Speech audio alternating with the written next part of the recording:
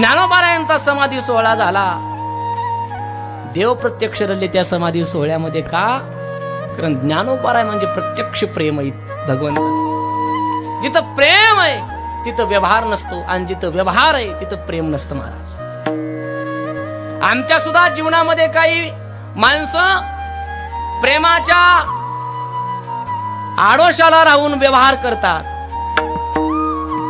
आम्हाला म्हणतात आमचे खूप जवळचे संमत आहेत, पण व्यवहार साधून घेतात. ती माणसं रक्ताची व्यवहारी असतात, त्यांना प्रेमाचं देणं घेणं नाही. त्यांचं भांडवलच व्यवहार आहे, पण ते प्रेमाच्या तराजूमध्ये ते विकत असतात. एवढे प्रेमाच्या तराजूमध्ये जर कोणी व्यवहाराचं भांडवल विकत असेल तर त्याला आपलं समजायचं नाही.